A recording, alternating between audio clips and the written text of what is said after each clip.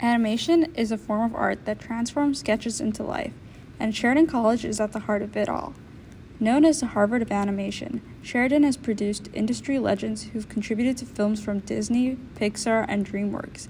But behind this success lies a grueling admission process, one of the toughest in the world. Every year, thousands of aspiring animators compete for just 130 coveted spots in Sheridan's animation program, an acceptance rate of less than 9%. For hopefuls like Amy, the dream requires months of preparation, sleepless nights, and countless sketches. Her task? To create a portfolio that not only meets Sheridan's precise standards, but also stands out amongst the best. But what makes this process so complicated? From mastering life drawings and character designs to enduring the emotional highs and lows of self-doubt. Amy's journey is a testament to perseverance. Today we follow her story, the triumphs, the setbacks, and everything in between, as she works towards her dream of joining Sheridan's animation program. When I first got my message, the email, I spent months preparing by this point, months being anxious, months of looking at other people's portfolios and comparing myself. I was so pressed to hopefully get somewhere that when I did finally get the email that I got in, it was just a very big relief. It didn't settle in until I want to say a few days or a week later.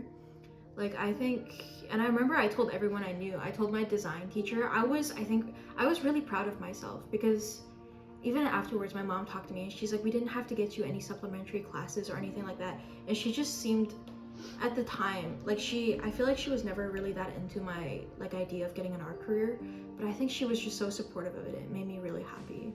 I think when you go into such a competitive program, it's impossible not to doubt that you're not going to make it in. I think that ever since the beginning, I'd look at other people's portfolios for reference. It's constantly comparing yourself, constantly looking at others, and you realize that you're not the best artist, not even in your town. You're not the best artist in your fucking suburban neighborhood. You're not the best artist that's ever gonna be anywhere. So I think it's just constantly doubting yourself, and it wasn't until when I got in that I was comforted by the fact that I got in, yeah. And I think that when you tell your parents who have experience in such an industry and seem to know the conventional way, the best way to have the best life, or at least they believed so, I think it was really difficult to get my parents on my side.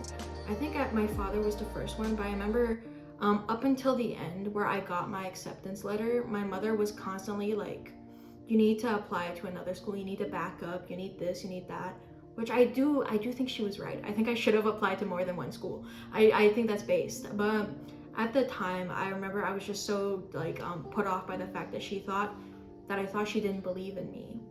So I think I sacrificed, maybe not in the long term, but at the time I sacrificed a portion of my relationship with my mother. I sacrificed my future, which I tried to get good grades in the first half of high school and I worked so hard. I sacrificed that, and I sacrificed going to a school with all my high school friends. I knew they were all going to Queens. I knew where they were going, and I didn't follow them. I think it's always, whether I knew it or not, I think I've always been really interested in illustration, drawing. I've always been children's shows and stuff has always been very much so an escape in my childhood. And I think that I think that it means a lot to me to be able to know the fact that I'm maybe having the same effect. For my portfolio, I remember I used to read online, and there are people who would prepare 1 year before their portfolio, a whole 12 months of just figure drawing, illustrating, redoing, revising, doing the same part of the Sheridan portfolio, just revising it 10 times. I remember I only started working on the portfolio 4 months before the due date. I remember I was like, I don't have enough time. I can't do this. I'm not gonna make it. But I think, and surprisingly, I made it in. So I think maybe I spent 5 days a week doing figure drawing on my computer because I didn't like going to the actual drawing board. I didn't like going out. It was too far away.